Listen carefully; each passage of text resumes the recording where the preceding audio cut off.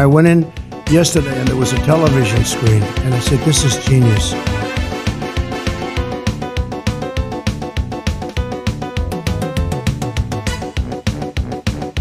Dumb as a shit fuck, you know, Cringe Tour, etc., etc.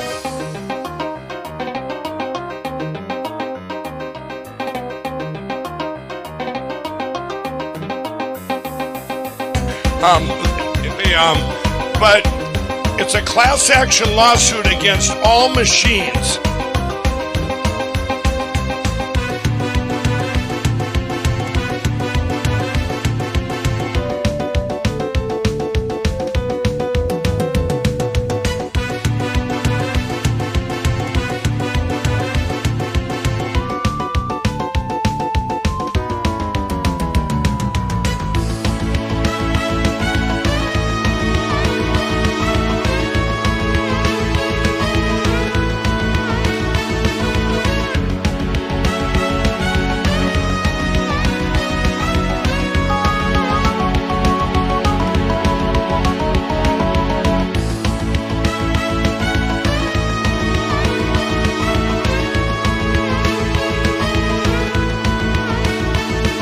$7 million for reef fish management, $25 million to combat Asian carp, $2.5 million to count the number of amberjack fish in the Gulf of Mexico.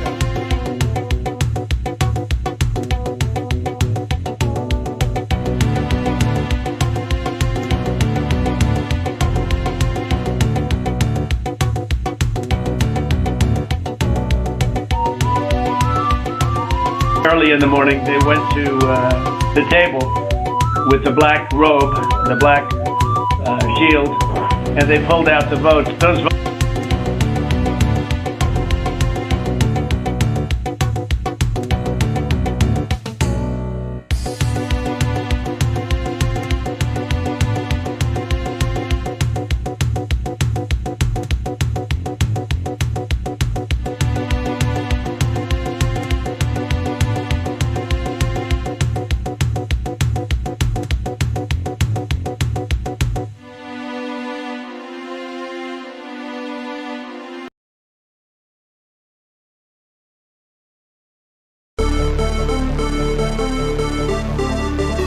In person, in my office, in Philadelphia.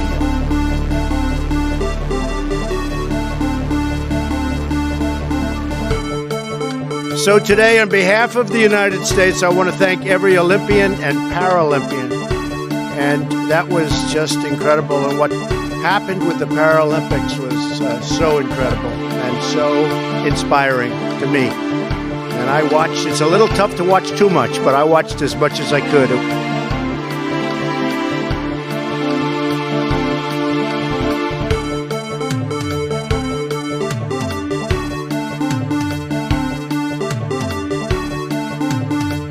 I don't know who created Pokemon Go,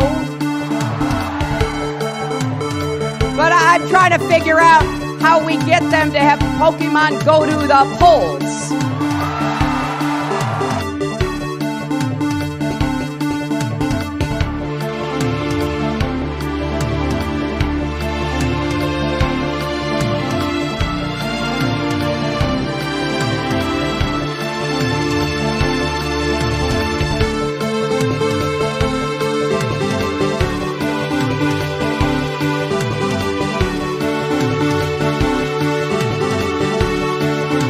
There was no response. They didn't have one for that. No, it's very sad. Very sad.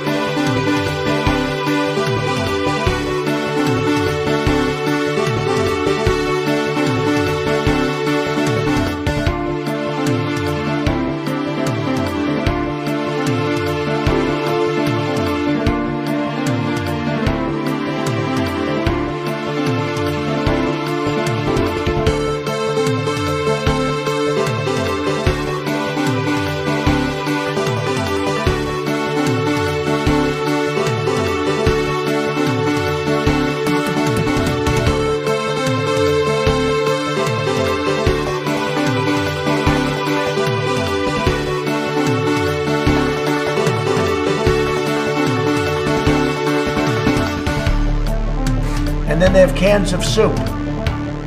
Soup. And they throw the cans of soup. That's better than a brick because you can't throw a brick, it's too heavy. But a can of soup, you can really put some power into that, right? And then when they get caught, they say, no, this is soup from my family. They're so innocent. This is soup from my family. It's incredible. And you have people coming over with bags of soup, big bags of soup, and they lay it on the ground, and the anarchists take it and they start throwing it at our cops, at our police. And if it hits you, that's worse than a brick because it's got force. It's the perfect size. It's like made perfect. And when they get caught, they say, no, this is just soup from my family. And then the media says, this is just soup. These people are very, very innocent. They're innocent people.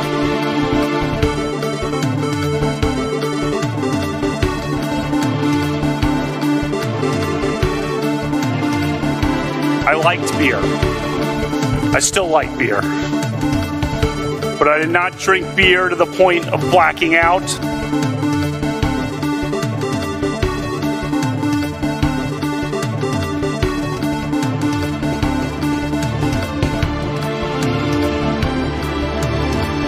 Sam, if I could just get this sentence out. We can talk about Jimmy Dore can go and kill 15 kids tomorrow, and I still believe in force the vote.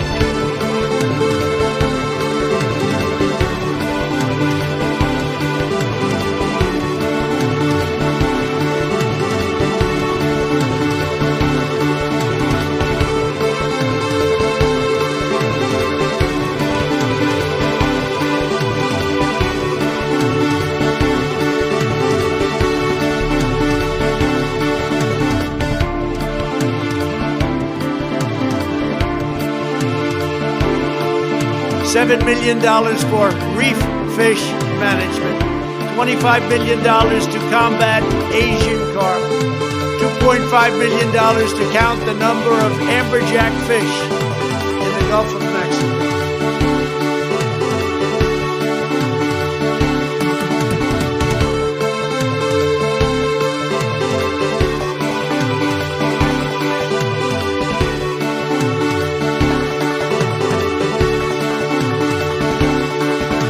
In case you don't know, and you haven't seen the latest polls, the American people hold the President of the United States in contempt.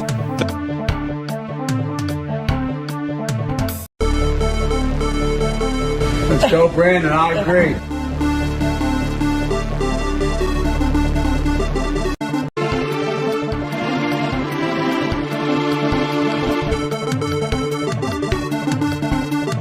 I mean, the fossil fuel industry,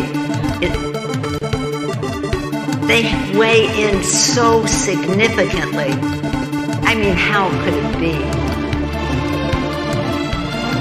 Is this thing on? Hello? Testing.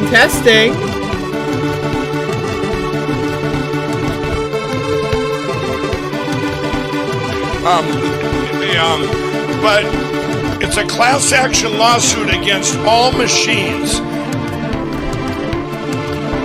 Testing?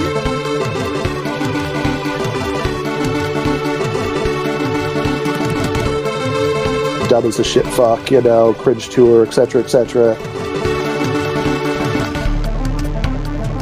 Is this thing on? Is this thing on?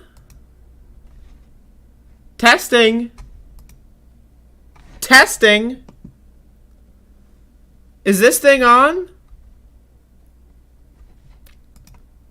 Testing.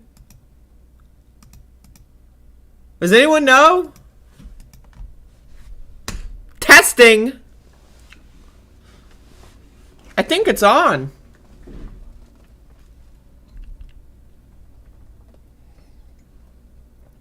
We got a goddamn. It's happening. My goddamn set's falling apart. Goddamn. Let's see, will this splash all over my computer? Let's find out. Alright, we're good.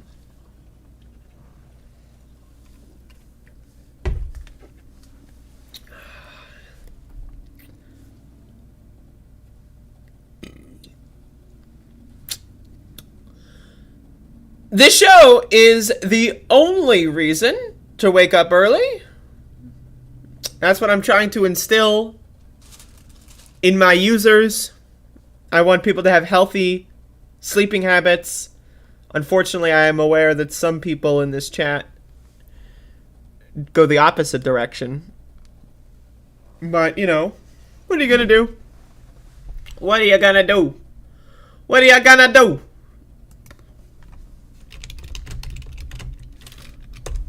What are you gonna do? Speaking of people saying, what are you gonna do?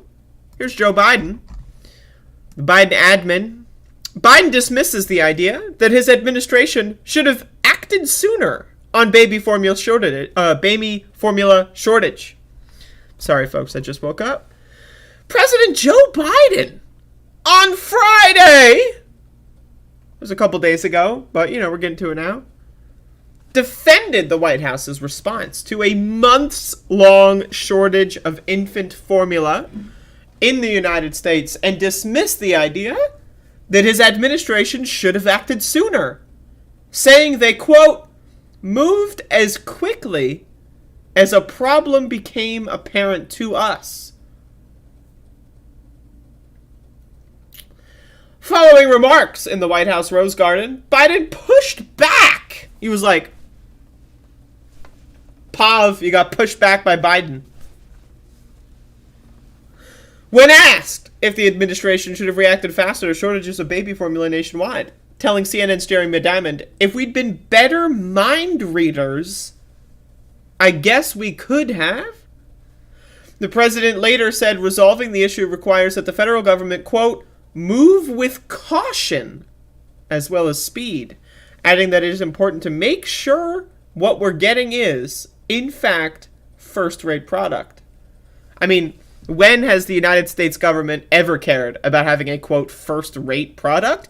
We have the worst food of any developed country, right? Any country in the so-called West, whatever the fuck that means. Any, like, non-third world country, whatever the fuck that means, right? America is a third world country. Our food quality is garbage.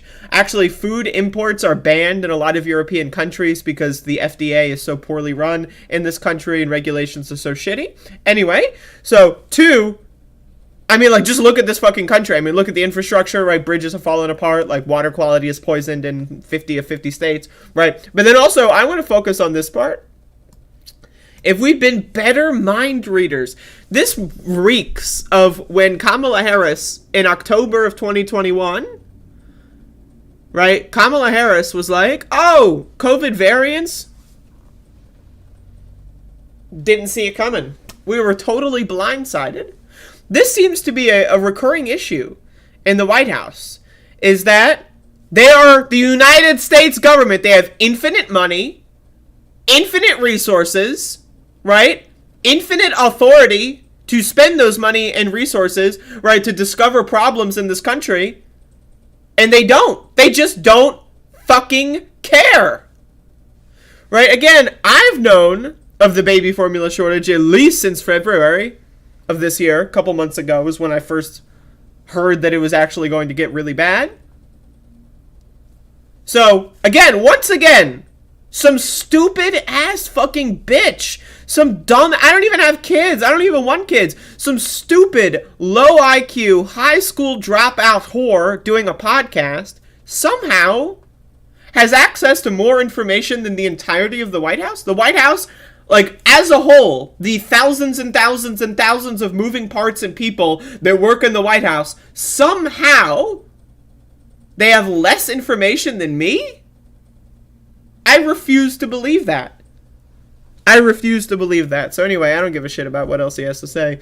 But we'll see how they act on this. Oh, what are they going to do? Give free baby formula to people? Of course not. They're not going to do anything. They're not going to fucking improve safety standards. They're not going to regulate any of these corporations. They're not going to engage in antitrust for these baby formula, companies. Like, there's like 3 companies that control like 80 to 90% of the production and supply of this stuff. They're not going to do anything. They don't give a fuck. They don't give a fuck. They don't give a fuck if your kids die. They don't care. Republicans want to make it so you have more kids, reduce the supply of food, increase the, quote, domestic infant supply, according to Amy Coney Barrett. Is it Coney or Comey? I don't know. Right? I always get them confused. Coney, Comey. I'm bad with, like, binaries, right? If something is either this or that, I can't do it. If there's 3 options, I can remember it. If there's 3, if it was like Coney, Coley, or Comey, I'd be able to remember which one it is. But the fact that there's only 2 options in my head, I don't know. It's Comey or Coney, I don't know. Anyway, whatever. So, reduce the supply of food, increase the supply of babies. That's the Republican fascist mantra. Democrats? We're not mind readers, bro! We're not mind readers! That's like, Kamala Harris was like, oh, would you expect us to know that COVID variants are happening? Stupid bitch here. I'm dumb. I'm a low IQ dunderhead Neanderthal, right? I knew about the fact that viruses can mutate. I knew that COVID was a virus, and I know that viruses can mutate. I've known that viruses could mutate since I started watching horror movies, like zombie movies, when I was like fucking 7 years old. Somehow, the White House, they had no idea. They didn't know. They couldn't figure, oh, viruses mutate. Oh, fuck. I had no, whoa! Like, I mean, like, again, this is the most incompetent fucking administration that we, and like, and I know, given the, I know. But like, my God, man. At least Trump didn't care. Can you really claim, like, this is my thing. Can you really claim that Trump was incompetent? He was a reality show star. He only wanted to be president for the notoriety, right? There was no projected competence, right? Like, he didn't give a fuck and he wore it on his sleeve. And that's why I fucking hated him. That's why I think he's a garbage fucking president. If you were to play a president on a TV show, like, oh, what if this guy was president? Okay, I'm in, right? Why not? Let's watch a fun show. But the fact that he was actually the president, that's fucked up. But then Biden comes along and he's like, we need to bring back competency to the White House. We need to put the adults back in charge. And this is what we have to deal with? Like, the delta between projected confidence and competence versus what we actually got. With Donald Trump, honestly, it was, you know, pretty much right on the money. We all expected nothing, and we got nothing. With Joe Biden, this motherfucker was selling us a bunch of snake oil, and now he's like, bro, we're not mind readers. What the hell? You got the entirety of the White House. The entire U.S. government. They didn't know? They didn't know about the baby formula shortage? Do you not have anyone in your family that has kids? How I knew that baby formula was starting to become like reduced in supply during the pandemic because someone in my family had a kid. So when I go to the grocery store, I noticed that things were a lot like, you know, they didn't restock as much and stuff like that. Right? But like, does no one in the White House know anyone that has kids? Does no one in the White House have any kids? Oh wait, no, they do have kids, right? But they're all rich, out of touch fucking cocksuckers. And right, so they hire a bunch of poor people to go like shopping for their food for them. They don't actually go to the grocery store. You think anyone at the White House actually does their own shopping? I mean, we saw how that turned out when George H.W. Bush was trying to shop. Right? They avoid that shit. They don't want to go to the grocery store. Remember when Donald Trump was the president? God, that feels great to say, by the way. Remember when Donald Trump was the president? As in, he's no longer, he lost the election. Donald Trump lost. It's great. But anyway, like he had this like he said this one thing like when COVID started. There was something along the lines of like, you know, like how much does milk and cereal cost? Like you're spending $10 for a gallon of milk and a box of cereal or something. And it was like, or it was like, I think it was like something even more ridiculous, like $20. I don't know. But anyway, like they don't know anything. These motherfuckers are crazy. But anyway, there's Joe Biden. You know, he's the adults are back in charge. Yeah, the fucking dementia-ridden fucking, like, you know, hasn't, you know, like, doesn't even know what year it is, doesn't even know what fucking century it is. Everyone around him is asleep at the wheel. But yeah, the adults are back in charge. Motherfucker, I would rather have, like, the administration from Don't Look Up. Like, that's a fucking, like, joke of a movie. I would rather have them in charge. I'd rather have any, like movie president or television show president than what we have to do with now. Like, my God. Like, get the motherfucker from West Wing in here. Like, I'm like, at least, I don't know. Like, this guy sucks. This guy sucks. So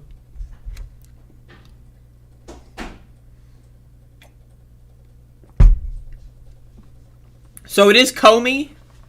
Or is it Coney? Wait, Comey's the Lordy I Hope There Are Tapes person. Coney is Aunt Lydia. That you what?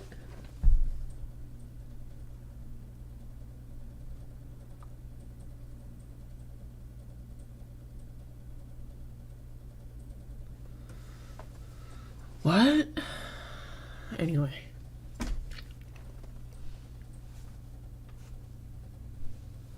This is what I have to say to you, Mila. Yo, we got a show going on. We've got a show happening. Let me read some quotes. Some book jacket quotes. Yes! Love this show. Well, I'm just happy I catch the show. The show doesn't start until a seltzer is opened. This show is the only reason to wake up early. Now this is great stuff. Like, keep it coming. Like, this is what I love to see. This is gonna cure my rabid, rampant depression. Is gonna be cured by this.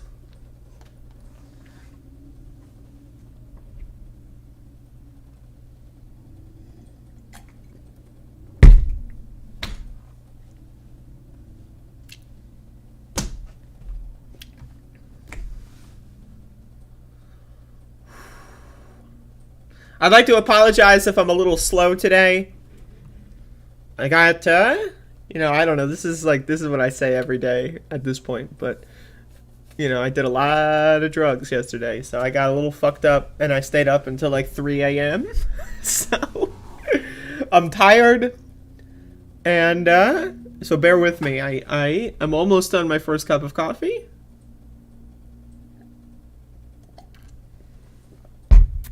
It's a really good program with a really good chair.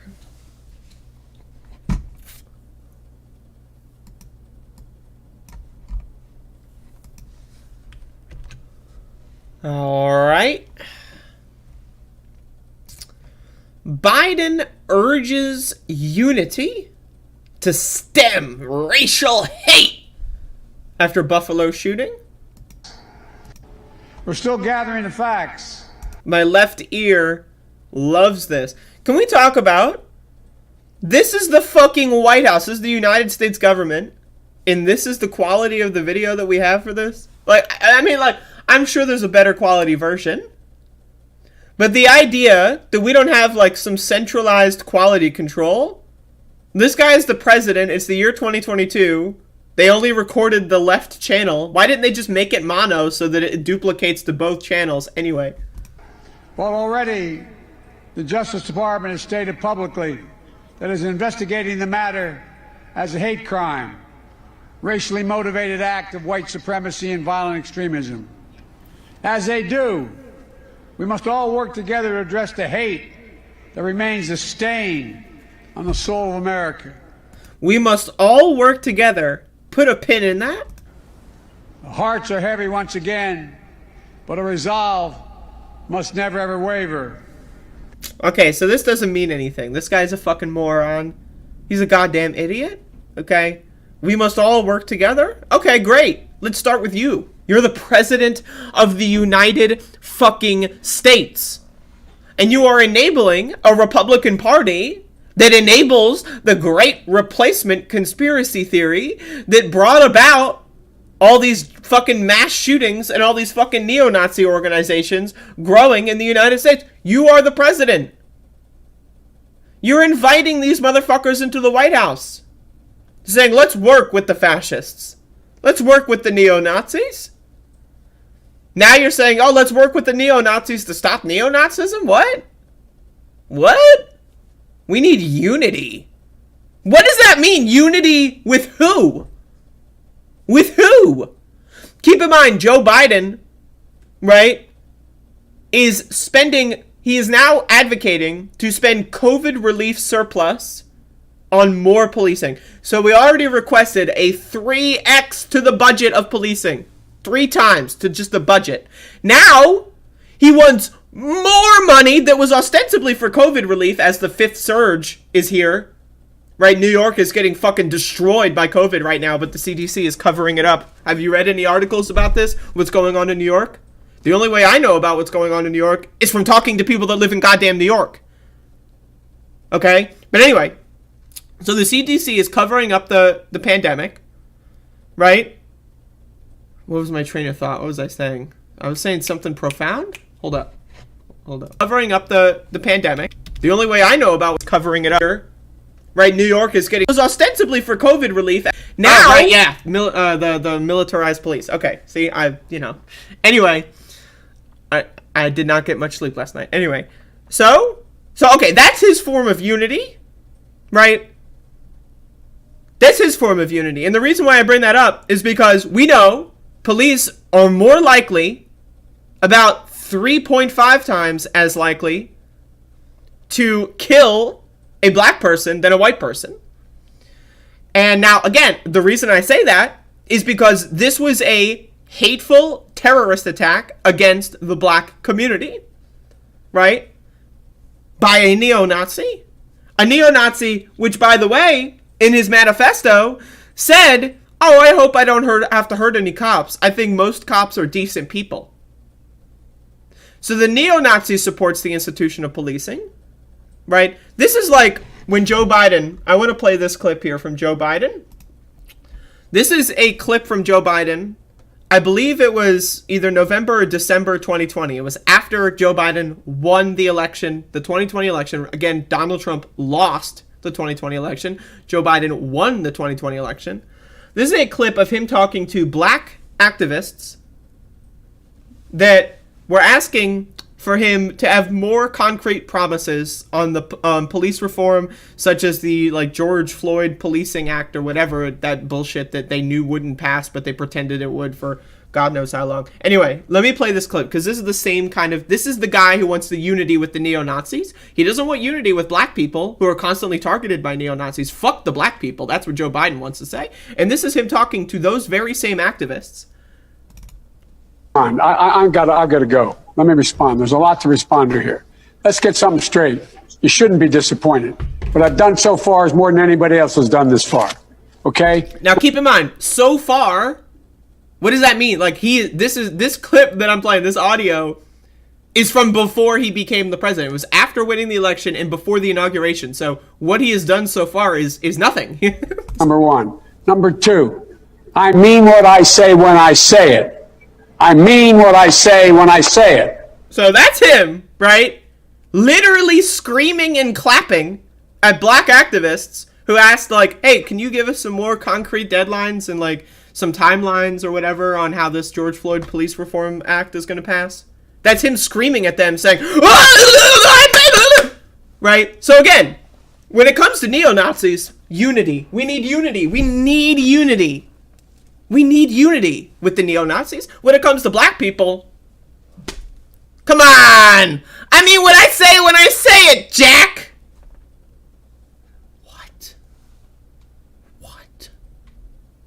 What? This guy is fucking insane. This is insane. Does anyone remember the 2020 election? I feel like that was years ago. I mean, it was literally over 1 year ago, so technically in the literal sense, but I feel like it was decades ago. Does anyone remember when Georgia, not only did Georgia have Biden win the state for the presidency, but 3 months later, Georgia, the state of Georgia, elected 2 Democratic senators. Does anyone remember that? Can someone remind me of what the population demographics are in Georgia and what demographic pushed the Democrats over the line in Georgia to have a 50-50 Senate, right? Can someone remind me, right? And again, that clip I played is Joe Biden talking to activists, right? Black activists that helped him win the state of Georgia, right? He's yelling at them when they ask for anything, right? And again, now that he's been president, he's 3x police funding, and now he's trying to get COVID surplus. Instead of going for COVID relief, instead of paying for more booster shots, masks, universal masks sent to every person in the mailbox, right? That was literally, the USPS had the masks. They were ready to ship in April of 2020. Donald Trump was like, nah, we don't want to create a panic. They had the masks. They were ready to ship. And Joe Biden, is he going to use the surplus for that? No. He's going to put the surplus into more policing, right? And then when neo-Nazis endorse the police and then go to do their extrajudicial lynch terrorist attacks, right? Going into fucking black communities and murdering people because they are black. Now we need unity with the neo-Nazis all of a sudden. Like, that's the thing that's crazy about these fucking motherfuckers, right? When oppressed people are like, can we have equal rights? Maybe just a little bit. Like, oppressed people, like black people asking for police reform is not even asking for equal rights. That's asking, like, can we go from being treated like fucking trash to being treated like a garbage can with a lid on? Right? It's a mild milquetoast reform that would, like, push the ball forward a little bit. Right? Like, that's the thing that's crazy about this, right? Like, police reform activists that Joe Biden is in talks with, right, in that clip, and, like, has been, right? They don't want to abolish the police. They don't want to, like, restart the policing program. They don't want, like, they literally just want mild reforms, like banning chokeholds or other kinds of things, right? And that's too much for Joe Biden. That's too much. So the people that aren't even asking for equal treatment, when you really think about it, that's too much. That's, far left. But the neo-Nazis who go out there and murder black people for sport and entertainment, we need unity. Unity. I need the unity with the neo-Nazis. They're my best friends. It's insane. These motherfuckers are insane. This is insane. This is like we need unity. This is like motherfucking Donald Trump saying there's very fine people on both sides. There's very fine people on both sides. That's like this. This is Joe Biden's version of very fine people on both sides. But is there going to be a media circus about that? Is Joe Biden going to have to answer questions for the next, 10 years of the rest of his presidency and the rest of his life? Is he going to have to answer questions on why he wanted unity with neo-Nazis after a terrorist attack on the black community? Is he going to have to? No, because the media doesn't give a fuck. They don't give a shit. They don't care. They don't fucking care. We need unity.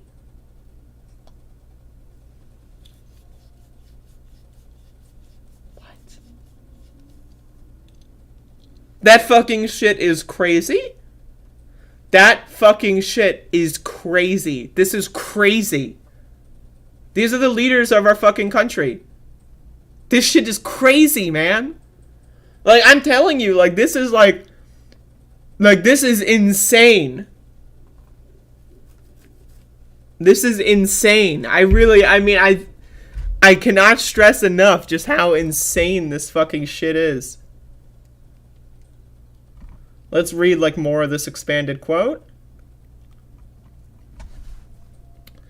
We must all work together to address the hate that remains a stain on the soul of America. Biden said the 41st Annual National Peace of Officers Memorial. Our hearts are heavy once again, but the resolve must never ever waver. What resolve? What is the resolve? What is this guy talking about? No one understands this more than the people sitting in front of me. He added, the White House said that Biden's would travel to Buffalo on Tuesday to grieve with the community. Oh, God. And today's Tuesday. Oh, God. This reminds me. Let me tell a story. I want to tell a story. This is just a personal story. Well, it's not really. I guess it's not technically personal, but... Well, So, last year, when I was... participating in a protest movement in Elizabeth City, North Carolina, over the police murder of Andrew Brown Jr., the governor of North Carolina, Roy Cooper, Democratic governor, came to Elizabeth City to meet with the protesting community in regards to how to better keep our community safe. Now, this is like, I think it was like 2 days after, or like, it was like the week of, I remember, the sheriff's department doxing protesters, just releasing addresses of protesters on Facebook.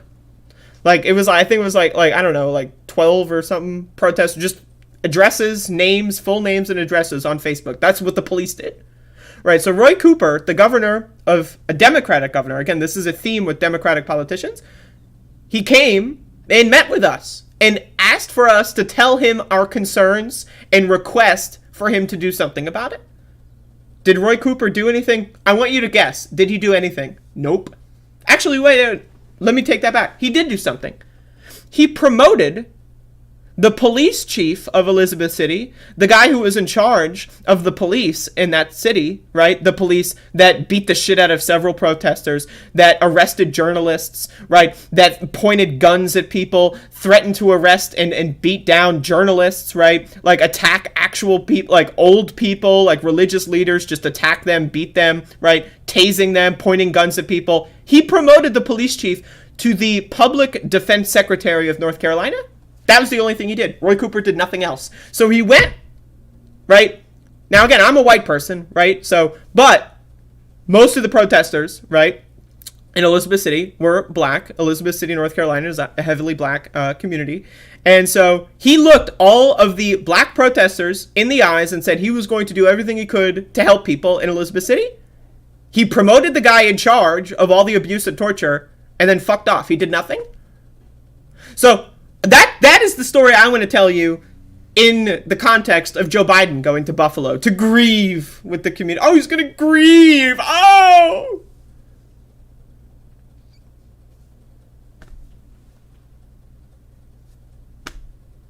Yeah, he's going to grieve.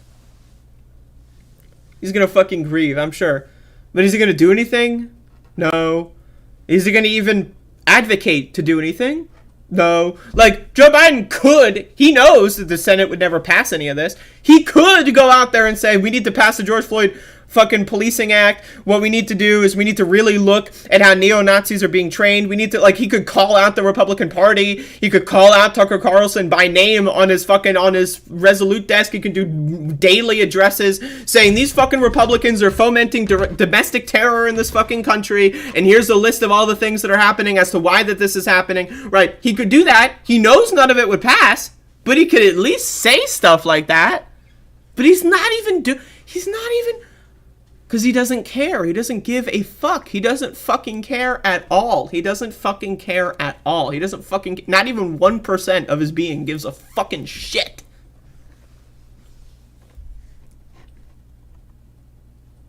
House Speaker Nancy Pelosi said tighter gun measures are a huge priority for Democrats in the White House. Yeah, that's not, for one, that's not going to happen. Two, that's not going to solve neo-Nazi attacks. Like, okay, I really, okay.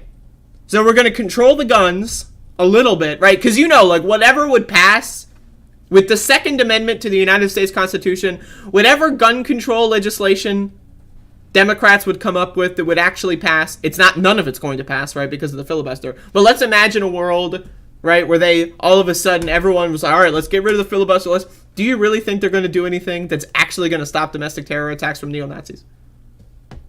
Does anyone think that they're going to be able to control guns so much that right-wingers and neo-Nazis aren't going to be able to get a hold of them and massacre people? How would they do that?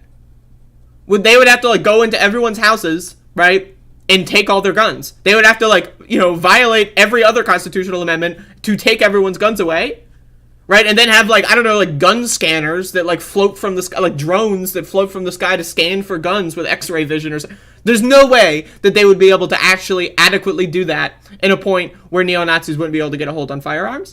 I'm just saying. I'm just being honest with you. There's gun control legislation. While it would be nice, right?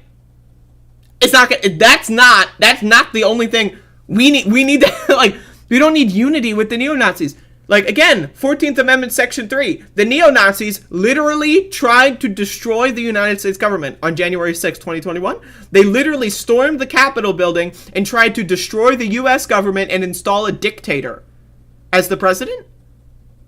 Nancy Pelosi and Joe Biden, literally, they violated the 14th Amendment, Section 3, that says they are banned They are banned from holding office because they, quote, gave aid and comfort to those engaging in an insurrection. The entire Republican Party. They both gave aid and comfort to those that were engaging in an insurrection. Cori Bush actually proposed that we ban these motherfuckers. I think it, like, her bill to invoke the 14th Amendment Section 3 got like 40-something co-sponsors, I think. Nancy Pelosi said, no, we need unity. We need unity? Joe Biden was like, we need unity, we must come together, unity. Well, how's that fucking unity going? This isn't about fucking guns. Are guns a factor? Yes. But this is not a fucking story about fucking guns. A story about guns, right, is the daily fucking shootings that happen in this country. If you want to talk about gun control, then that's where we bring up stuff like what's going on in Chicago. Conservatives love to talk about Chicago for whatever reason, like as if like that's the only city in the world that has gun violence. But anyway, like, this is not just a story about guns. This is a story about domestic terrorism and how the United States government and those in power enable and produce, not just enable, but they move the ball forward. Like, it's like enable implies that they're just staying out of it. Like, they could move the ball backward if they want, but they're just staying out of it. But they are actively moving the ball forward along. So they are not only enabling, but they are producing these domestic terrorists. Right? That's what this story is about. If you want to talk about gun violence and gun control, great. Let's talk about the crime wave, if you want. But that's not what this is. This is a domestic terror attack on the black community. That's it. We don't need unity with the neo-Nazis, Joe Biden. I'm sorry. That's fucking crazy.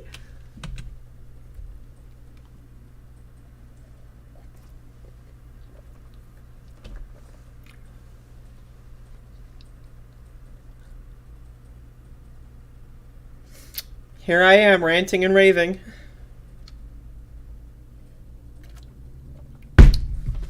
Ranting and also raving at this moment in time. God, I hate Joe Biden. Can I get a fuck Joe Biden in the chat? None of that let's go Brandon bullshit. In this house, we say fuck Joe Biden.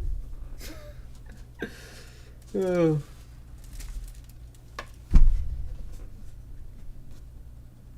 My seltzer's right here. Okay.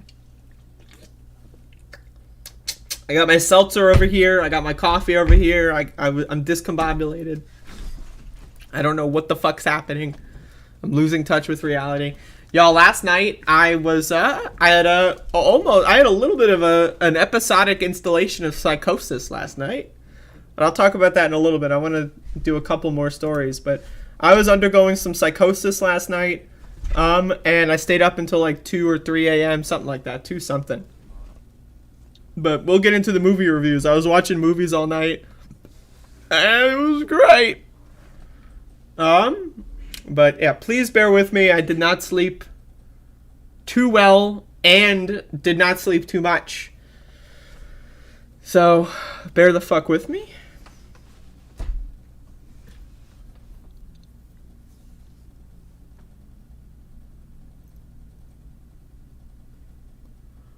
I need to travel to the U.S. at some point. Why? If you have the option of not being here, why would you? I'm just curious. One of these days, though, I'm going to do the Above It All meetup. Whenever COVID gets its fucking shit together. Because we know that the White House isn't going to do shit. There's going to be the Above It All live tour, whatever. I was planning on doing it last autumn, but we all know how that turned out. Maybe this autumn? Ha, no. Maybe next summer. I didn't have enough time to prepare this summer, but maybe next summer, summer 2023. I don't know. Whatever. It's possible.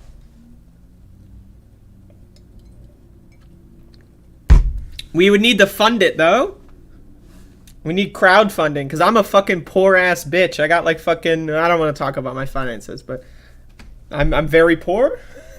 Let me tell you, I could not fund it on my own, but it'll happen at some point.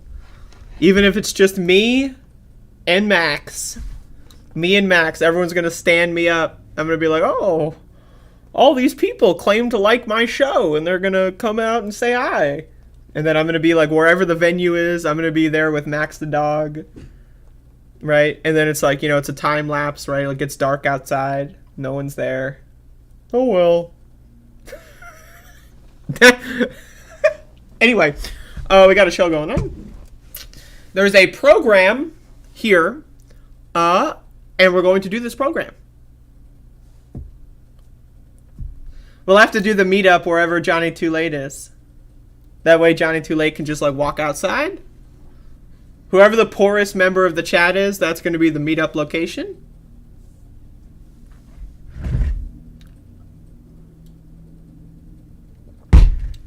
Yeah, you know all these other, right?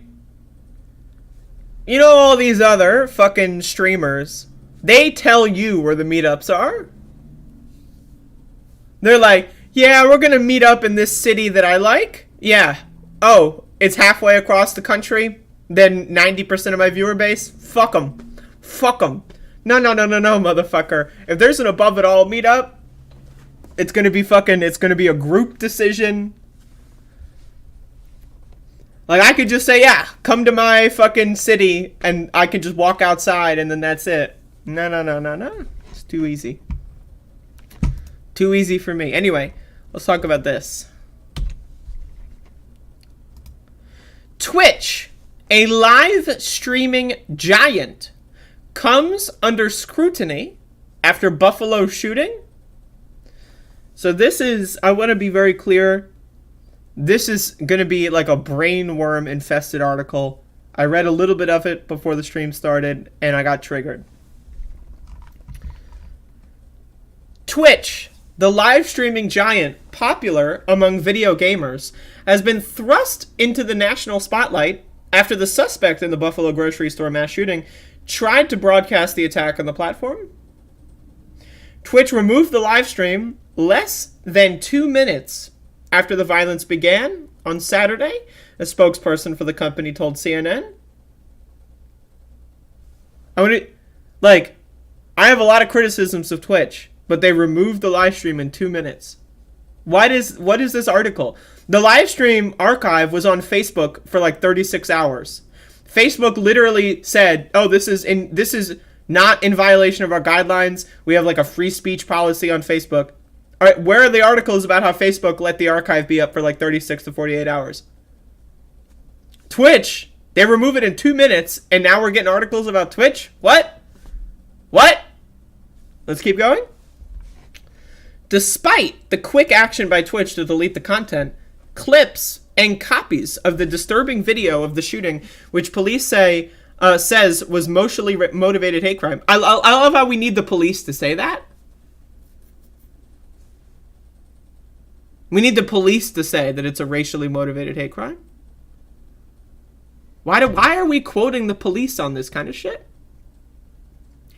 Quickly spread across other social media platforms over the weekend. While Twitch may not be much of a household name as some other large social platforms, the Amazon-owned service has gained immense popularity in recent years. Beyond gaming, Twitch has become a destination to watch others play video games, raise goats or other animals, and even just sleep. Fucking... Back when I was using Twitch before Amazon took it over, they had like a very strict policy of like, if you leave your stream on idle for like, it was like 30 minutes, like, and someone like came, like if a moderators would literally see if people were idle for 30 minutes, right? And then they would ban you because you were like, you left your stream on, right? But now you can just sleep on stream for 9 hours and that's all cool. I'm just saying, that's interesting. But its core features, live streaming, poses a huge set of challenges because Twitch is the only website that has live streaming.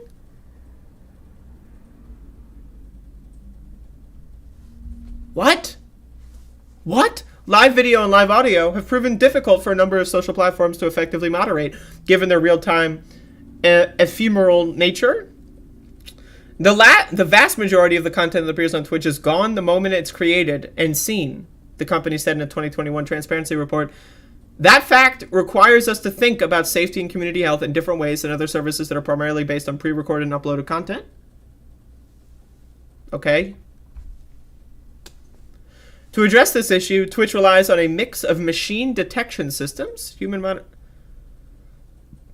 like, what are they advocating for?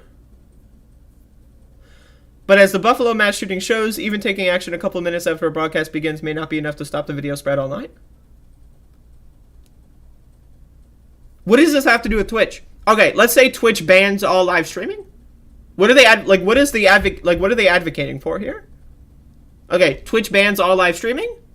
So then all the shooters that want to live stream, they're going to go to YouTube. They're going to go to Facebook. The video was up on Facebook for literally more than a day. I honestly did not see if it got removed, but I saw that around 36 hours after the shooting, I saw someone say that I saw the link I clicked the link on Facebook, went to the Facebook archive of the full shooting on Facebook, like a day and a half after the shooting happened.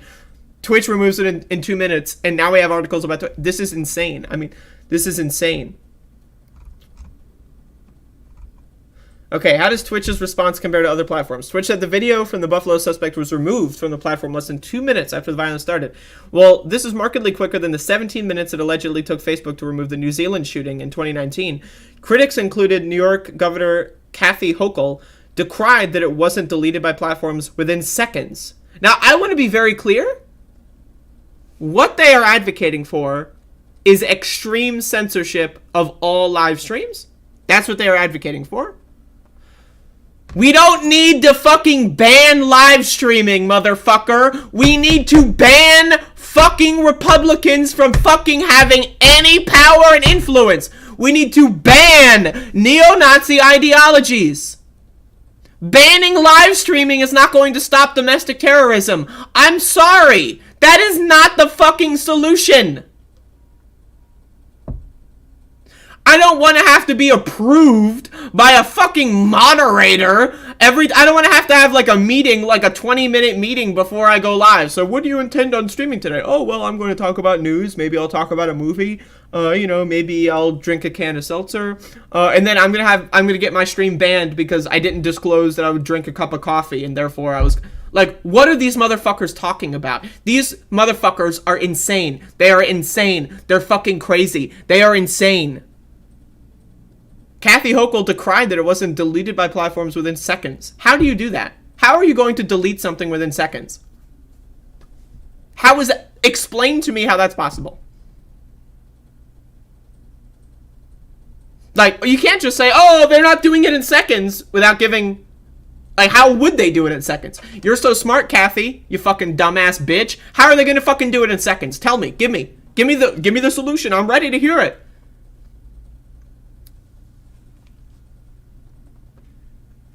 In a statement sent to CNN confirming the shooting was streamed on its platform, Twitch said the user has been indefinitely suspended from our service. Okay, well, no shit. The company did not immediately respond to a follow-up question. Why would they? Spokespeople for Facebook, Twitter, YouTube, and Reddit all told CNN that they had banned the sharing of the video on their sites and working to identify and remove copies of it. Banning it when? Again, I clicked on a link on Facebook that had the fucking archive more than a day after the shooting happened. So, what? Like, this is fucking crazy. These people are crazy. Kathy Hochul, crazy. Whoever wrote this article, crazy. Catherine fucking Thorbeck, I don't even know who the fuck that is. These motherfuckers are insane. Twitch is not fucking...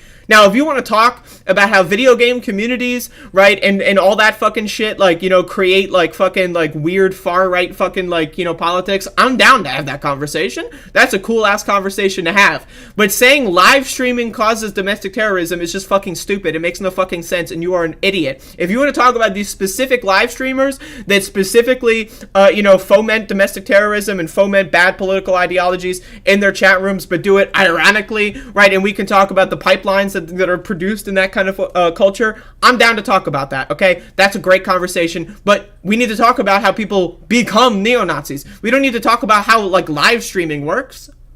Motherfucker, what are they advocating for? What is the solution? The solution is like have like a moderator pre-approve every live stream and then like have like Big Daddy watch your stream. Oh, sorry, you moved your chair 3 inches to the left. You didn't disclose that you might do that, so. Banned. What are these motherfuckers on?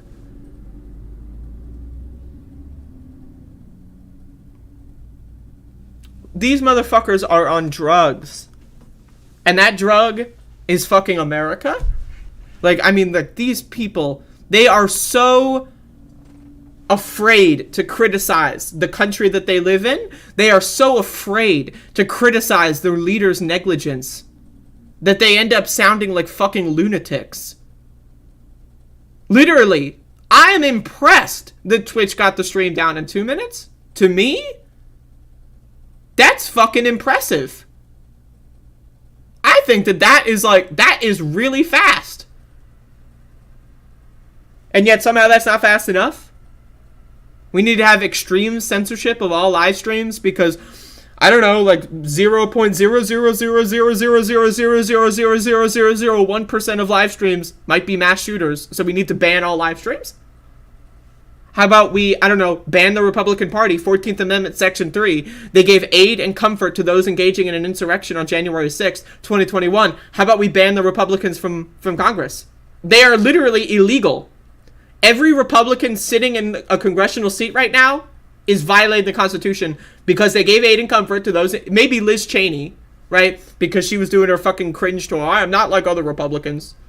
Or that was that other guy, Kinzinger, or whatever. Right? Keep them fine. I mean, they're garbage, right? But I need, really, I mean, literally, like 95% of the Republican Party gave aid and comfort to those engaging in an insurrection on January 6th, and they're still there. The leaders of the Democrats don't care. They're negligent. They don't give a shit. And now Kathy Hochul's like, we need to really seriously look at these live streaming platforms. And do what? You're going to look at it and do what? What the fuck are you doing? Anything to avoid actually having the conversation that needs to happen about how these leaders are enabling domestic terrorism in this country and will do nothing to stop it. This fucking shit is crazy.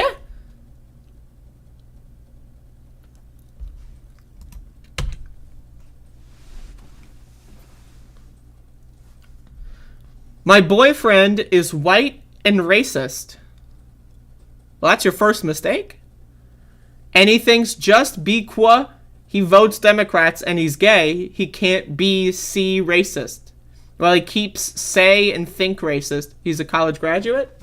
Well, first of all, dump that piece of shit. First of all, that's my first recommendation. Like, you know, try to save him if you can. You know, it's always worth giving it a shot.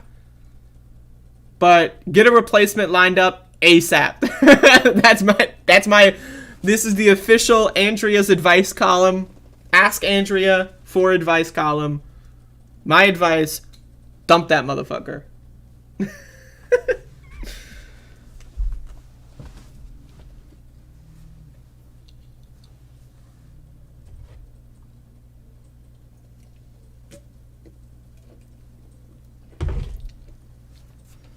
But on my terms, all right. Keep us posted.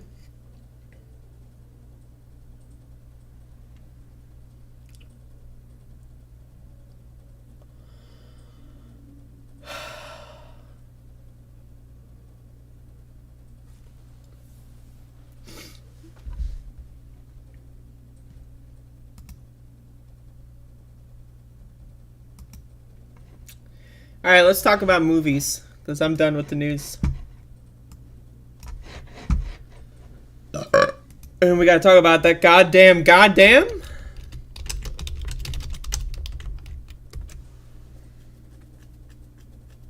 The day I'm leaving the country? Alright.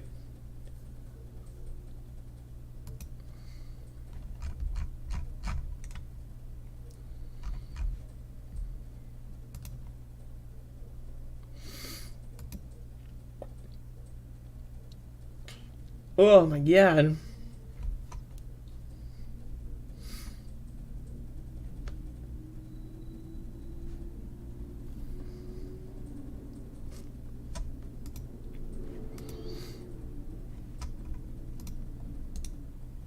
Give me a goddamn second here to set up this shit show.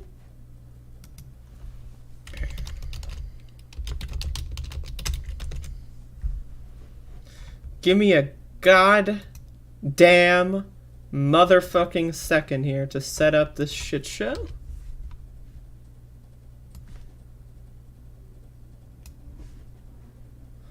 Give me a fucking goddamn son of a bitchin' second to set up this. Oh.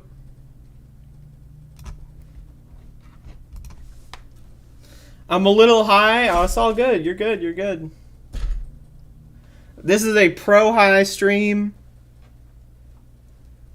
I am 1000%. I'm not like other streamers. Some motherfuckers like love to police their chat rooms. Like, you can't talk about drugs, religion. You can't talk about, you know, fuck that shit. You could talk about basically whatever you want to talk about. You could talk about drugs. You could talk about me. You could talk about you. You could blog. You don't even have to watch the stream. You could just like write a blog in my chat. Like, you know, just every like 30 seconds you can talk about your day. It's like, I woke up and got coffee. 30 seconds later, then I drank the coffee. Like, that's fine. You know, whatever.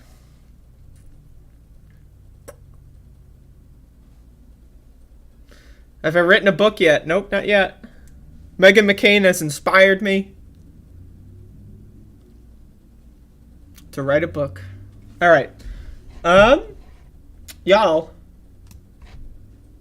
it's goddamn time. So I've got 3 segments here. When am I having call-ins? I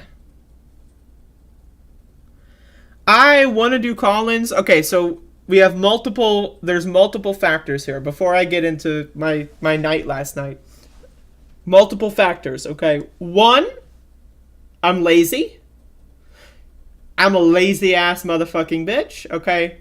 That is no particular order. There's no priority list for these. All right. So 1, I'm lazy. 2,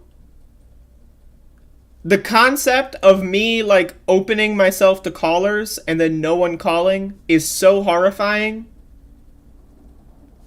You know.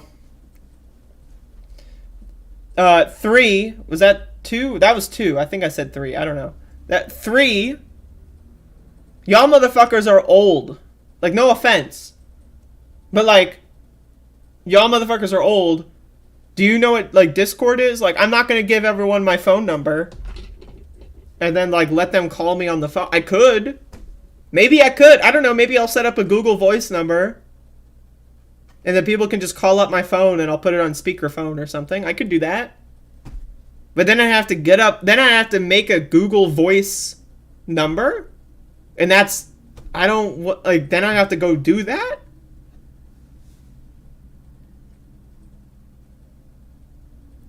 I could do a Google Voice number and then just put my shit on speakerphone, though. I could. Yeah, I know that there's these services. I'm not using call-in service. I'm not going to, like, stream on some other service just to get them to give me a phone number or something. I don't know, man. I don't know. And then also, like, y'all really don't understand. I am a crazy-ass mom. Like, talking to other people, it takes me a lot of... It's a lot of work for me to talk to other people. Like, talking to other people is fucking difficult for me. Right? And then it's also like, okay, so people are going to call in. Okay? And then what are they going to say? Oh, I'm going to tell a story about something. And I have to, like, what do I do? Just sit there and let them... I don't know. Like, it's weird. It's awkward. I don't know. One day, I will do it. One day. It will happen at some point. But wow. I'm just like, I'm really bad at talking to people. And you may not notice that. But like, this is why I don't have guests on my show. Like, I have guests on my show, like, once every 2 weeks. Why? Because whenever I get a fucking guest on my show, it's weeks of anxiety. It's like, oh my god. Oh, next Thursday, someone's going to come on my show. I have to make sure I get enough sleep. I have to get up early and then do, like, and then make sure they're comfortable. And then, man, that is a lot. That's a lot. Some of my best conversations have been with Andrea. That's a stunning endorsement. Should have heard my call to the BPD show? Borderline personality disorder show? Doesn't sound like a show that I need to watch. Let me tell you that much.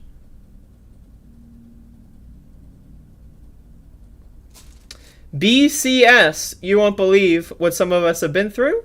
BCS? Well, that's a great segue into my story time. So, last night, I'm going to be honest. Last night, I overdosed on magic mushrooms. Let me just put it simple. So, I was watching Better Call Saul, BCS, Better Call Saul. And every time I watch the new episodes, I like to do a miniature dose of mushrooms. You know, it's fun. I love my favorite drug. So anyway, yesterday, I took a little bit too much. And I ended up having a little bit of an experience. All right, so let me talk about Better Call Saul. I watched Better Call Saul, and then I watched a couple of movies. And so I stayed up until like 3 a.m. So anyway, latest episode, I think it was like episode 5 now of season 6. Man, I'm telling you, I am so in. Like, I'm trying to remember the plot, but like also like I was tripping pretty. I was like kind of losing it throughout this. I kept thinking. Okay, so first of all, I kept thinking while watching Better Call Saul, there's commercials because I'm watching the live premiere on a cable network, so there's commercials. And I kept thinking that like the commercials were like a fucking like a sketch. Like I kept thinking that the commercials were like a comedy show. And I couldn't I was losing it. Okay, so it would go from like the show where there's like a story unfolding, and then it cuts to like some guy walking around like in the middle of the street and like almost getting hit by a car, and then the car is like, our brakes work. And I'm like, motherfucker, I hope your brakes work. I don't drive cars. I don't know much about cars. But like, why is an advertisement on television advertising that their car has functioning brakes? Shouldn't that just be a standard feature in all cars? Shouldn't all cars have functioning brakes? Why is that a selling point? Oh yeah, buy our car. We have brakes. Anyway, I don't want to, this is not talking about the commercials, but if anyone watches the premiere, I don't know if the ads are targeted. I watch it on AMC Plus. I'm not sure, but anyway, that's crazy. But okay, so the episode was phenomenal. All right, favorite moments. The one in the screen grab when Kim is arguing about like I don't know, like it's just showing her doing a case or whatever. I thought that was cool, super cool. The Kim story, in my opinion, this season has been very well teased, right? And at the end of the episode, like Kim kind of like breaks, right? And I'm very excited. Next week, I believe, is the quote mid-season finale, I believe. And so now again, we know that Kim Wexler is not in Breaking Bad. She did not exist in the Breaking Bad universe. She has 0 seconds on the screen, right? And we know that this is the last season of the prequel. And now, right, as of the last episode of last night, she's like in perpetual meltdown mode. Like the Kim anxiety, right? Like has been really well done. Like where she's like every time she's on screen, she's either like smoking or drinking or like is like twitching in like a really subtle way, and I think it's really good. Anyway, so that anxiety's building. I'm super into that plot line.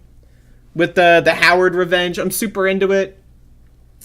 But then also my second favorite part of the episode is when Mike is watching his family through the window, because he told his family he's like out of town or whatever because of all the crime stuff he's doing. He's a criminal. He's a goddamn criminal. That motherfucker. Goddamn, crime doesn't pay. Anyway, so he's watching his family and talking to them on the phone. He doesn't, they don't know he's watching through the window. But I thought that was adorable. That shit, I was literally I was about to cry. I was like, oh my God.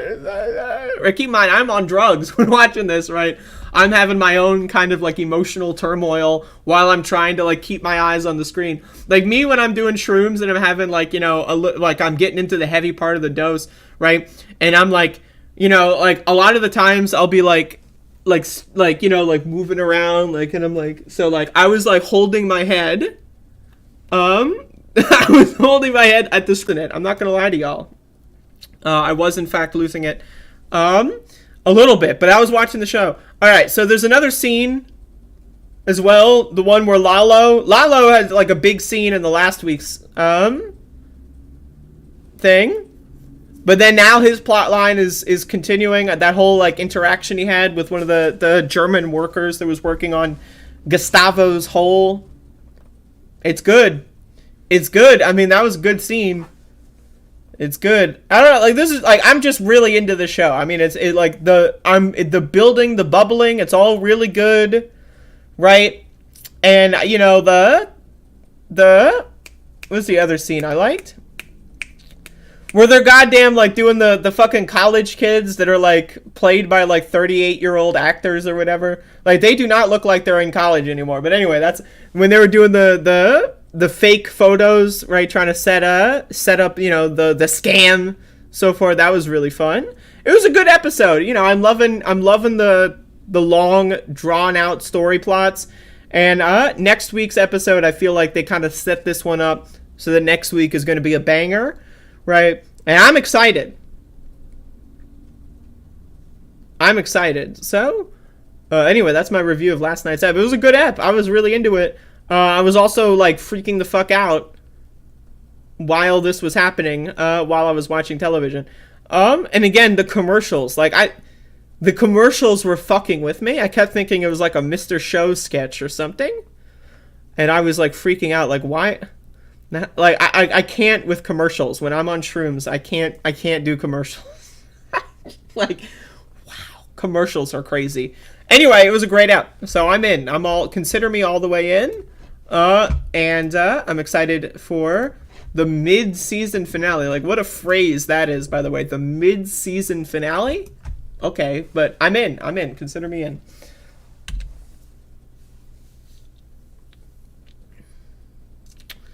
Call-in shows are lame. Only 10% of callers get through, if that, and then they drop your call because time constraints when the show is over.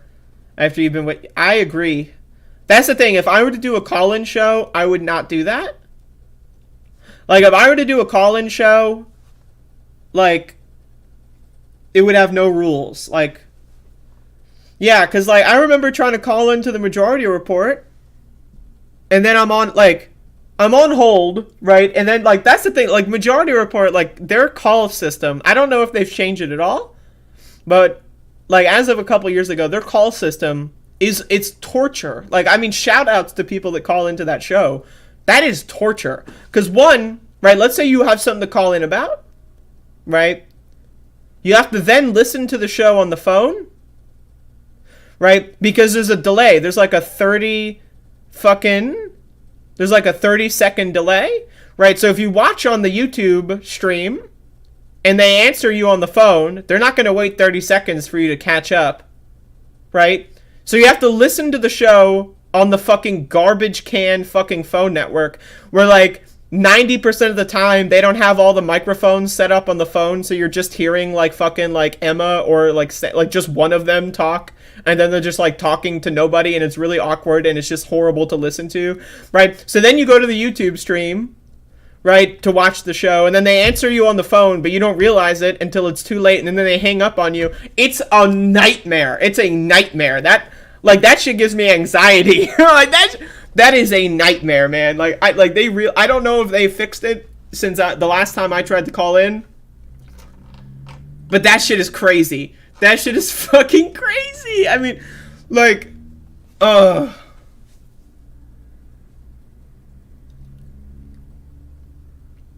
you can hear the whole show on the phone now? But then it's also like, I don't want to listen to the show on the phone because it's like horrible quality.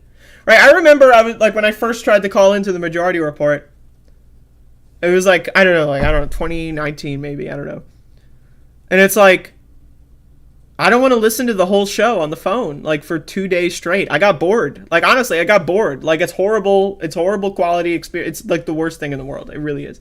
So, anyway, I would learn from that lesson and do everything not that way. Like, that experience, right, is so horrible. I would try extremely hard, if I were to do a call-in program of any kind, to make it as unlike Majority Report as physically possible, because that is a torture simulator, right? Their phone call-in system is like, it should be unconstitutional, honestly.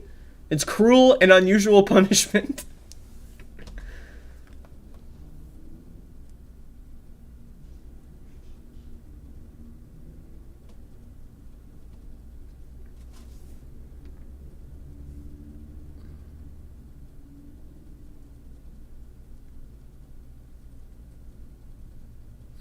Yeah, I'll come up with a call-in system one of these days. One of these days. Alright, so, let me continue my story time. So, I overdosed on mushrooms. By that I mean, like, there's multiple thresholds, right? You know, anyone that is familiar with the mushroom might know this, but... So, when I like watching, like, TV or movies or something... You know, it depends. You know, like for Better Call Saul, I want to be able to follow the plot, right? It's not like I'm just turning on like a fucking random movie or whatever and it's just like watching shit on the screen, right? I have not seen The Exorcist on shrooms yet, but that's planned. Anyway, so after Better Call Saul is over, I'm like, all right, I'm going to watch a movie, right? Like I'm just, fuck it. I'm going to watch a movie. And so what movie did I watch? So, I'm coming down, I'm like, maybe, like, I'm on the come down, let's just put it that way. And I decide to watch The Butterfly Effect 2. So, I watched the first one of these movies a couple days ago, week ago, I don't remember. And HBO Max, now I just want to say, my experience, like, I saw that this movie was on there, because, like, it was in the recommended feed, but then when I, so I added it to the list or whatever, and I was like, okay. Now, I love really shitty sequels. I love it. Like, Wrong Turn is a great example. Like, you ever see the Wrong Turn sequels? Like, yeah, who among us has seen Wrong Turn 4? Wow. What a movie. Wrong Turn 4. Okay. Final Destination... I think Final Destination does, like, a really good job of, like, it's the same movie, right? All 5 of them are the same movie, right? But I think they do a decent job of changing it up, right? So I'm thinking, all right, is this going to be, like, a Final Destination, Butterfly Effect 2? I don't know. So anyway, first of all, I want to say that the first movie, it's okay. Like, we're starting on a movie... It's okay. Like, we're not, like, it's not a masterpiece, the first movie. Right? By any means. But it's okay. This movie is like everything from the first movie, but worse. Now, does that mean it's a bad movie? I don't know. Whatever. So anyway, so this movie, right, so you already know the concept. He's going to go back in time. He's going to fuck it up. So how do they make a movie where you already know the plot interesting? Well, the answer is you don't. You just try your best. So the character in this movie, right, like he goes back in time by looking at photos, right? So he's like celebrating his girlfriend's birthday, he takes photos, and then like he gets into a car crash and all of his friends die. He's the only survivor, his girlfriend's dead, blah, blah, blah. Right? So then he like lives a year, he's in a coma, he wakes up, he lives like a year, he's depressed, he's like drinking, he's fucking, I'm depressed, bro. I mean, I would be depressed too if all my friends and family died, right? So that's crazy. And so then he's like, he's taking a trip down memory lane, he's looking at some old photos, and then, then the butterfly effect. So then now we're in the movie, right? So we're in the movie, all right, he's back in time, it worked. And then he manages to save his friends, right? He wakes up back in the future, and he's like, oh, my girlfriend's alive. My friends are having a great time, right? Like, wow, he's got it all. Just like the first movie. Like, the formula is, like, identical to the first movie, right? And again, like, you know, it's the same thing with, like, Final Destination or, like, Friday the 13th or, like, Nightmare on Elm Street. I love, like movies that have, like, way too many sequels just because it's fun. Like, it's fun to put something on. You already know the plot. Like, you know, it's decent of a concept, right? You just put it on just to see how they do it. I think that that's cool. Right, I'm into it. I like Scream has great sequels. You know, I'm into it. Okay. But anyway, so then right, he his boss at work or whatever is like a prick, and he's thinking, all right, so I realized I can travel back in time. Now I've got it all. My boss is a prick, so whatever, but I got it all. Right, my girlfriend's alive, my friends are happy, we're good. But then he gets greedy. Right, because that's the point of the movie. Otherwise, it would just be like, oh, he went back in time once. Now he's feeling pretty good, and now he's just chilling. Then the movie's over. This isn't like a fucking 10-minute movie. This is a movie, right? So you got to go back in time to fuck it up. So he goes back in time. He fucks it up. Right. So he goes back in time and he tries to like fuck with his boss before he becomes his boss, like when he's just his coworker. And then he goes back into the future. And now he's like the vice president of his company or whatever.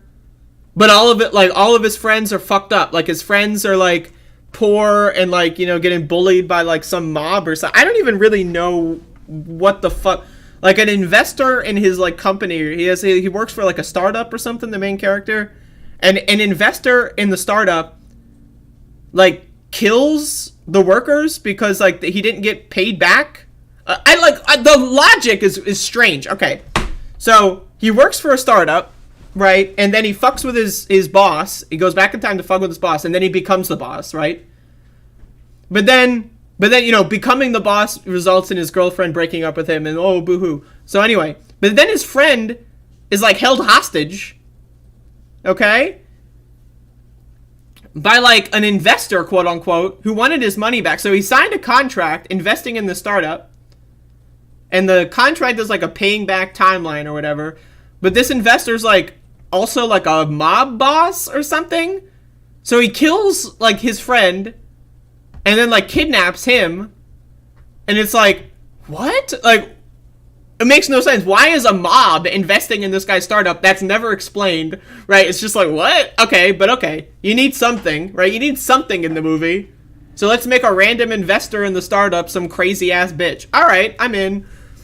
So anyway, like, there's a shootout in this nightclub or whatever it is, like, and then like his girlfriend dies. So she's there, but they're broken up. Or I don't even know. It doesn't make any sense. But anyway, so then he's like trying to go back in time, and this part was like the coolest part of the movie. So he has like his cell phone, which, you know, it's like 2006 this movie was made, so it's like a flip phone, right? And he's like looking at a photo on his cell phone, like while there's like a shooting going on, while this like investor is trying to like kidnap him or something. Okay, it doesn't make any fucking sense. But anyway, so he's looking at the phone, like the butterfly effect thing is happening, like the screen's going. I just want to say, like, both in the first movie and this movie, the effects are good. Like when the time travel thing is happening, like when the screen is like, you know, fading in and out, and like all the things, like that part's cool. Okay, like I'm like the effects of that particular thing. Some of the other effects, not so good, but that particular thing, they nailed it, right? So he's in this, like, bathroom, hiding from, like, gunfire from this investor who wants to kill him for some reason. It doesn't make any...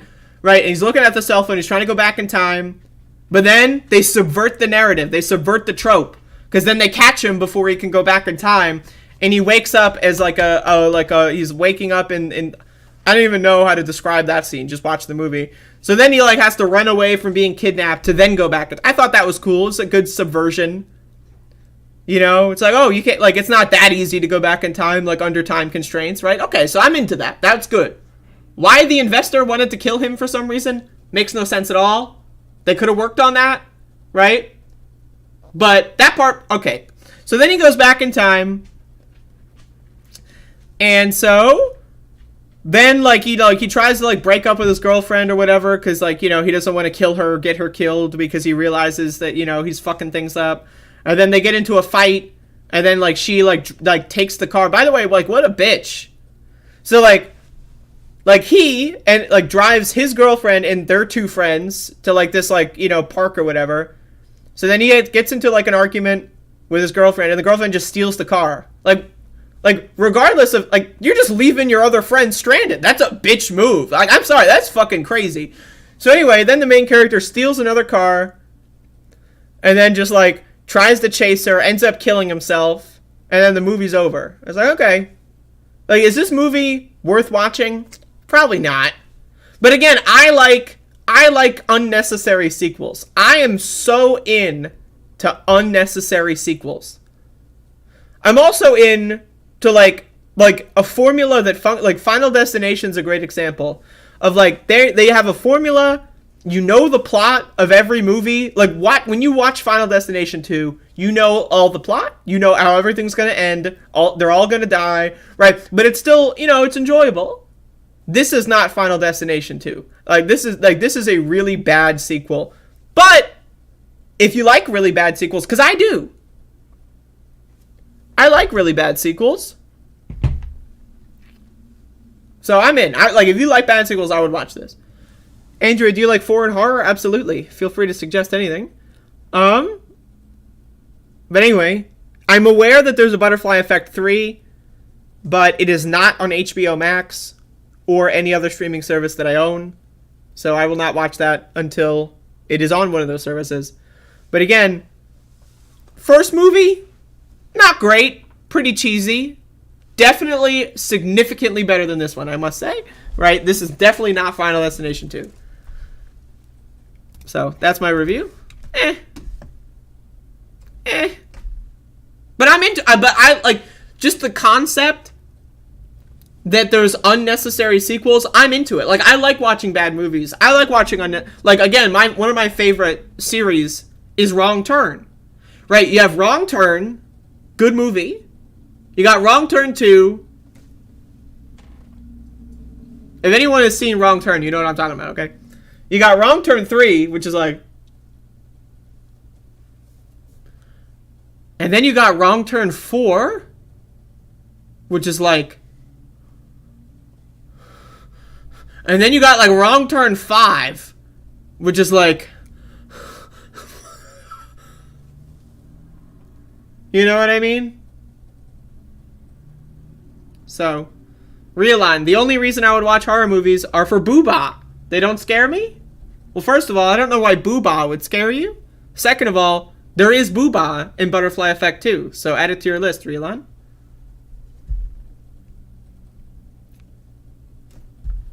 But I love it. Like, I'm into unnecessary... Like, I love it. Like, I just want to be very clear. I love bad sequels. I love bad movies. I love it all. I love, like, Friday the 13th, Nightmare on Elm Street. Those are the classics. You got Halloween, right? One of those, like, series that I haven't explored enough is the Texas Chainsaw Massacre. I want to watch more of those unnecessary sequels. Some of them I've heard are decent. But, like, for me, like, I love it. Like, Scream has a great series of sequels. Like, and by great, again, like, it's all relative. It's all relative.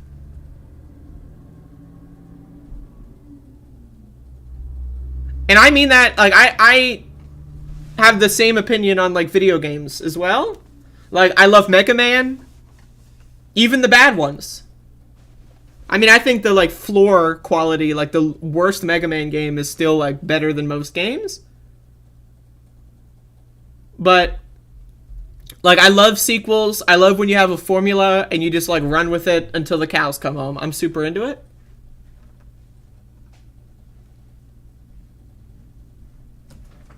I'm a movie snob. There's no accounting for taste.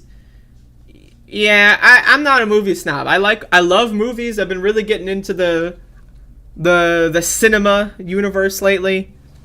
And I love bad movies. I love good movies. I love mediocre movies.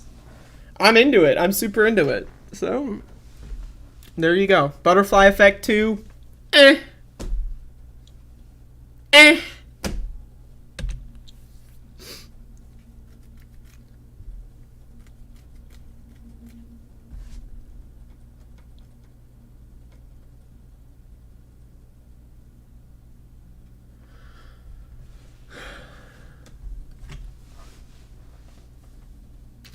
But then, now, I want to carry you through my night last night. Okay? So, last night, did shrooms, and then while I was doing that, I also consumed various cannabis products. Now, it's a combination that I don't recommend because it's irresponsible, you know, whatever. So don't do it. Don't do drugs, kids. But anyway, so I combined both of those things. And so, to those that are cannabis consumers, connoisseurs, you might be aware that you get hungry.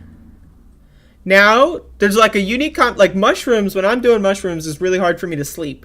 Like, I've been able to sleep like 3 hours after consumption, right? But it's really hard for me to get to sleep.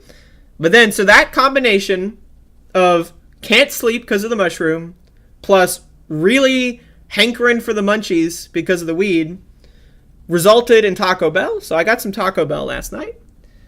And when you go to Taco Bell, you need to get the Baja Blast. I mean, it's not up for debate. It's written in the United States Constitution.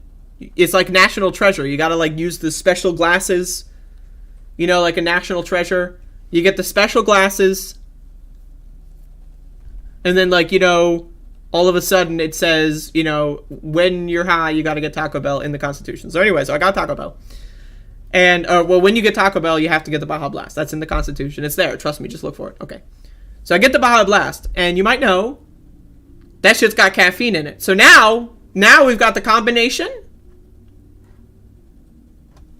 Okay. So, mushroom, can't sleep. Weed, I'm hungry. Caffeine, I'm staying up. Home, has anyone noticed that on this daily show we hear a different drug story every time?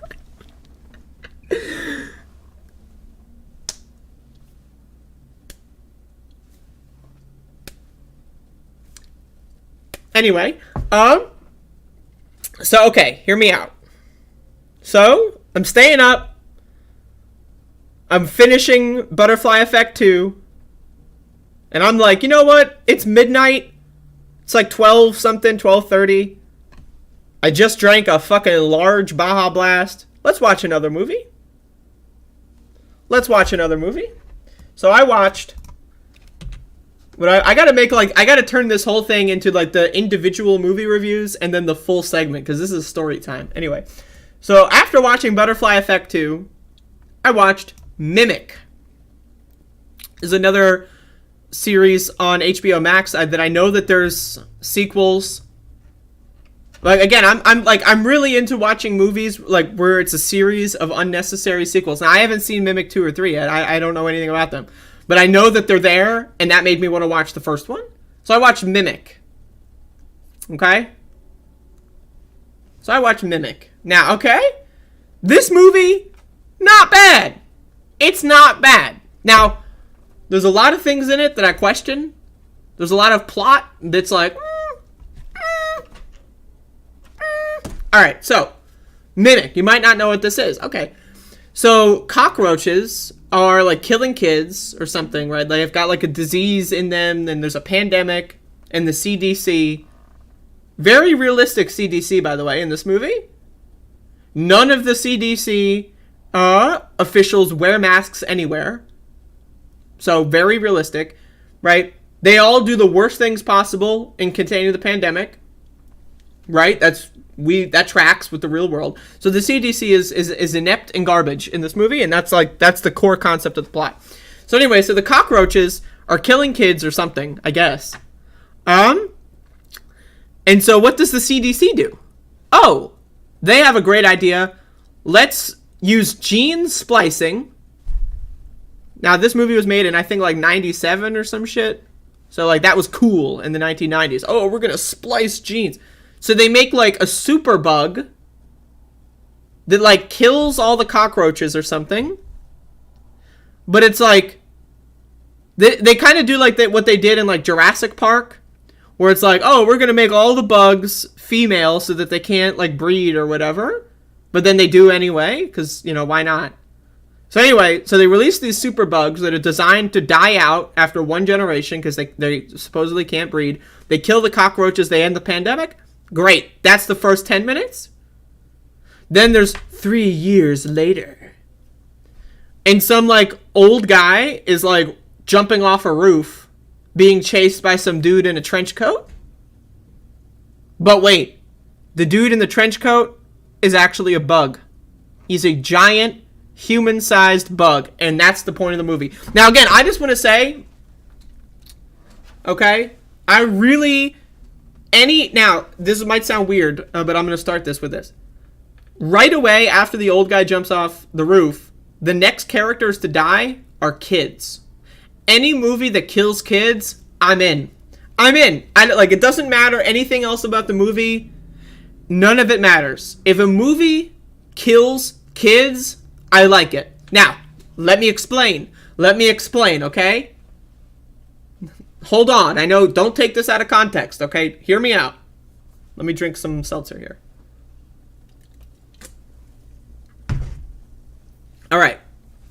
So then kids find this bug and like show it to like the bug lady who made the super bug or whatever. And then she's like, oh shit, this looks like the bug I made 3 years ago. What the fuck? That's crazy.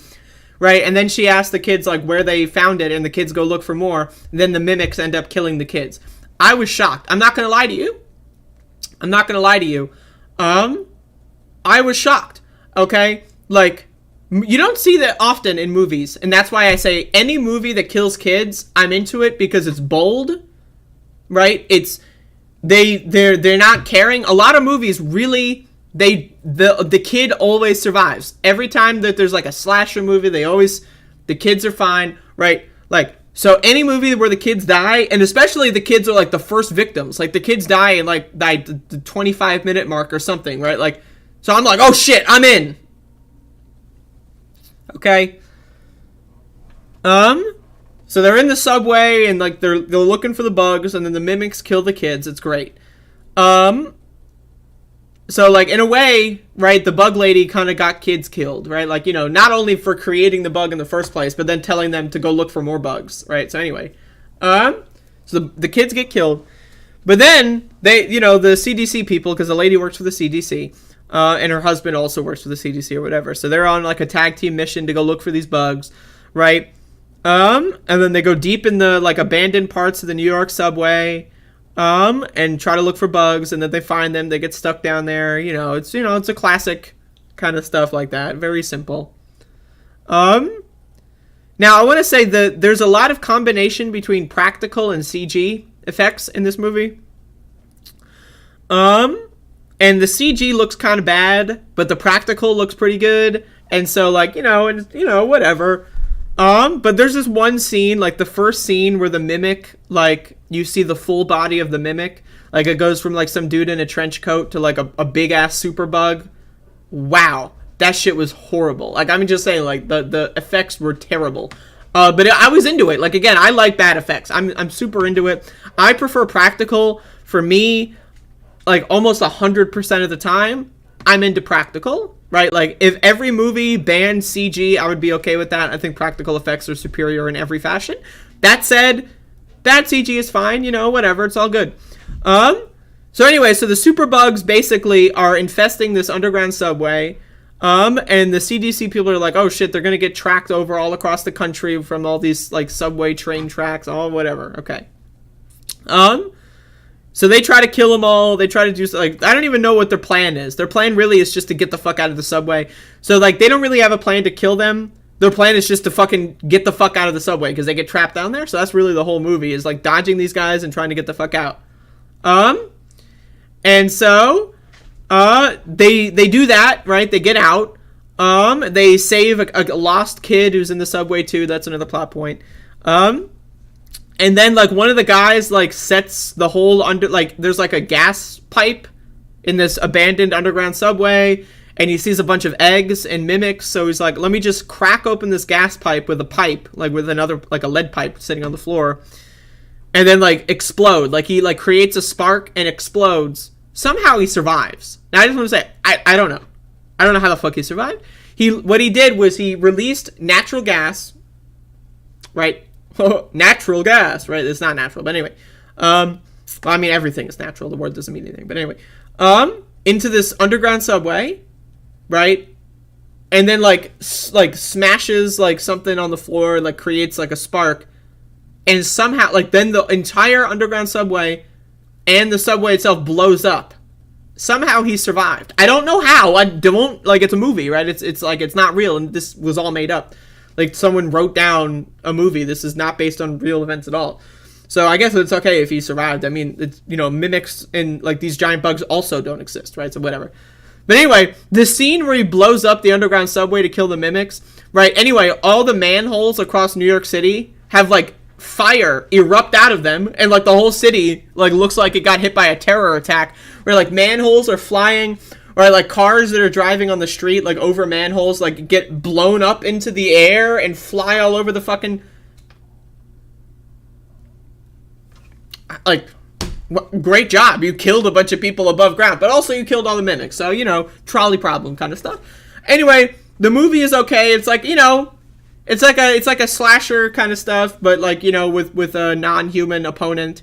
It's good. I'm into it. I know that there's sequels. I'm probably going to watch the sequels, so I'll report back on if they're unnecessary, or, you know, I hope they're not like Butterfly Effect 2, but also part of me hopes they're like Butterfly Effect 2. So there you go. Mimic. It's good. It's good. I'm into it, so there you go.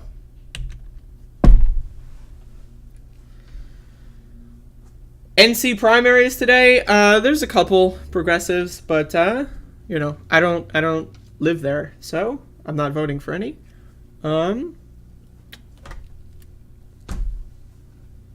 The sequels to Mimic are so bad. I'm in. Count me in. I am in. So anyway, that was my night last night. And no, I do not need an intervention. Thank you. Erica Smith is cool. I met her at the Elizabeth City protests. So I would endorse her, but I don't know the, you know, ins and outs of their races.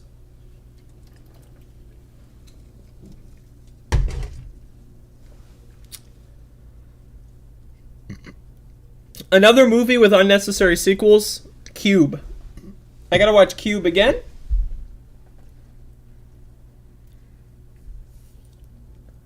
Like Cube, the first Cube, damn, that's a movie. That's what I call a movie. Cube 2,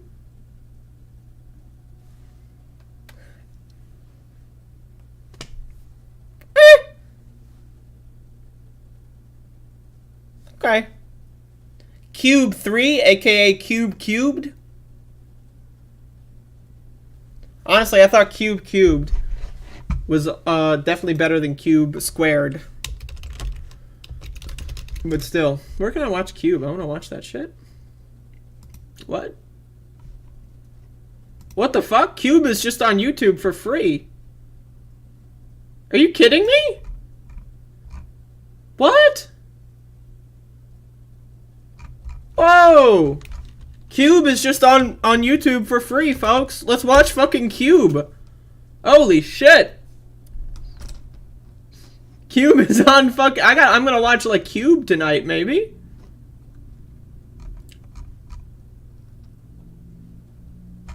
Damn. That's cool. Alright, anyway. That's the show. That's all I got. Y'all, coming up on the channel, I got another Yu-Gi-Oh! Eternal Duelist Soul speedrun. 5 hours, 58 minutes. It's better than my last one. So check it out. If you like Yu-Gi-Oh! I like Yu-Gi-Oh! I think it's cool. And, there you go. So,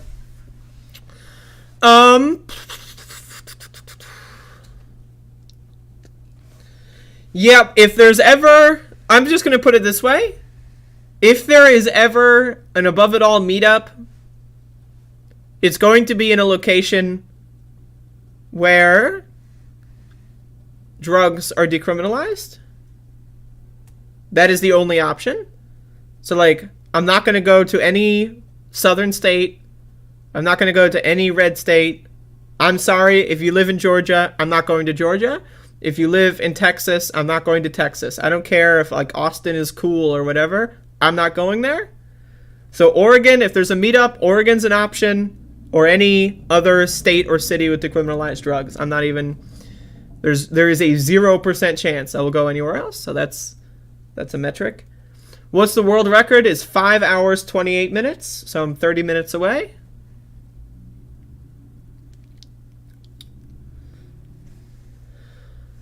Now, also, if there is an Above It All meetup, right, and it does happen, it doesn't need to be just one. Depends, right? It depends on the first one. The first one, whenever the first one happens, then maybe I'll do a more, if, you know, if it's possible. And then maybe I would change the metrics. It's possible. But if I'm going to do one, if I'm going to do a first one, I'm going to make the first one as good as possible. And as a result, I'm sorry. I lived in North Carolina for a couple years. And now, ideally, I would never go back, right? Like, that's me knocking on wood, except my desk is not wood, it's actually plastic, but I'm knocking on plastic. Ideally, I would never go back to such a fucking rodent-infested hellhole. But, you know, it's possible. Anyway, that's the show. It's over. It's done. It's done. Real quick. So, sometimes when I do shrooms, right? I get, like, obsessed with, like, touching my teeth with my tongue. Now, if anyone else has experience with shrooms, like, let me know if you do the same. I'm very curious. But, like, I remember, like I was freaking, I thought, like, this is something that happened yesterday during Better Call Saul. Okay, so I'm like, I twist my tongue. You know when you do this? Like your tongue is sideways, right? But then, like, when you touch your teeth with your tongue, when it's sideways, you feel, you know, it's still the top of your tongue. So in your brain, right, you feel as if, like, your mouth is, like, rotated, right? And so I was, like, obsessed with, like, doing that. And I genuinely thought that my mouth had rotated 90 degrees at some point. Anyway, I'm going to leave you with that story. That's the show. Y'all have a good night or day or whatever. I will see you all tomorrow. Oh shit, it's on 2x. Oh fuck. Oh fuck.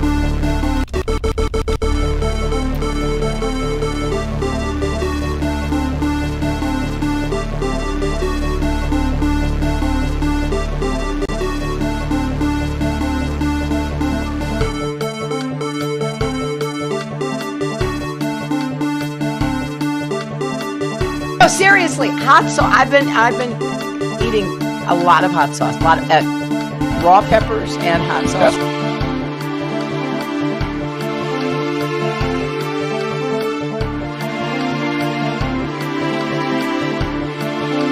Why attack Sanders? Why? You're getting nervous, man. Just calm down. It's okay.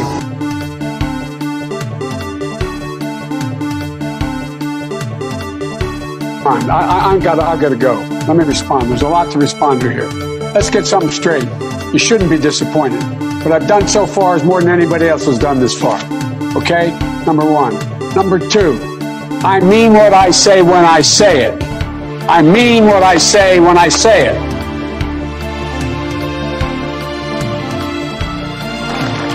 Dumb people, liberal people.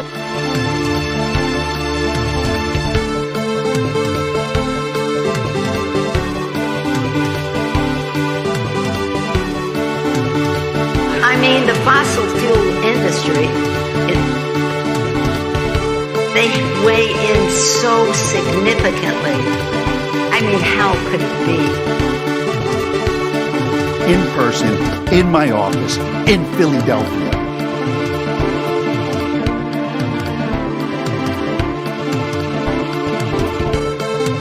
The world is actually a small piece of the universe, right?